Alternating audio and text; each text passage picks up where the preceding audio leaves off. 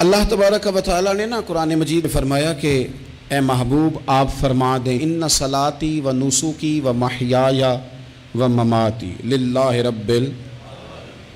ए महबूब आप इनसे फरमा दें कि बेशक मेरी नमाज, मेरी कुर्बानियाँ, मेरा दुनिया में मौजूद रहना और मेरा दुनिया से जाना, ये सारा उस रब के लिए है जो तमाम जहानों को पालने वाला है।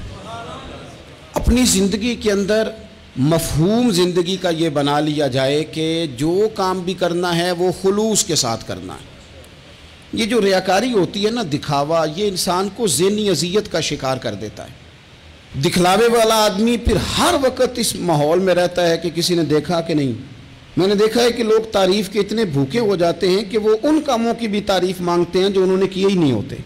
आप जब लिल्लाहियत वाले हो जाते हैं, आजिज़ी वाले हो जाते हैं, खुलूस वाले हो जाते हैं, जब आपका दिल अपने रब से जुड़ जाता है और आपको छुपने का दिल करता है, थोड़ा साइड पे होने, वो शोहरत से बचने वाला पीछे पीछे रहता है और मेरा जी चाहता है सारी गज़लें उस प्यारे के नाम करें।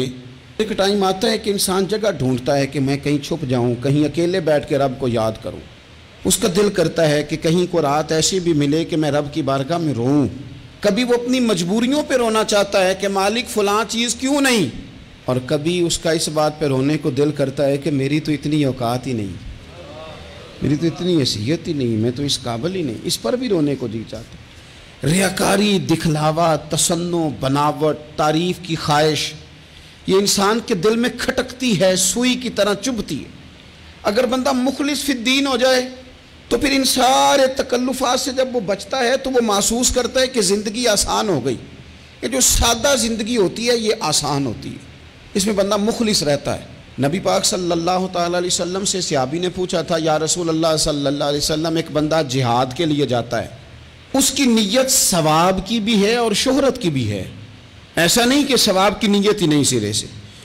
उसका ख्याल ये है कि मुझे अल्लाह के हुजूर से अजर भी मिलेगा और चलो जब मैं जिहाद करूँगा, मुजाहिद बनूँगा तो फिर मेरी शोहरत भी हो जाएगी। तो हुजूर उसकी नीयत सवाब की भी है और शोहरत की भी है, तो आप क्या फरमाते हैं?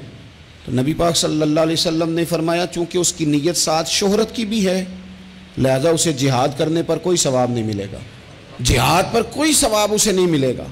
उस शख्स ने दोबारा सवाल किया, या रसूल अल्लाह सल्लल्लाहु अलैहि वसल्लम, जिहाद के लिए जा रहा है, लड़ाई के लिए जा रहा है, लेकिन उस बंदे का इरादा जिहाद का भी है, जद्दोजहद का भी है, कोशिश का भी है और साथ शोहरत का भी है, तो क्या फरमाते? तो महबूब ने फरमाया, चूँकि उसकी नीयत साथ शोहरत की भी है, उसे जिहाद का कोई सवाब नहीं मिलेगा। उसने तीसरी दफ़ा अर्ज़ की, हुजूर उसकी नीयत शोहरत की भी है और जिहाद की भी है, तो क्या हुक्म है?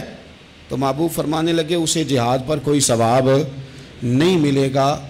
सवाब उसे तभी मिलेगा जब वो खालिस अल्लाह की रज़ा के लिए मैदान के अंदर निकलेगा।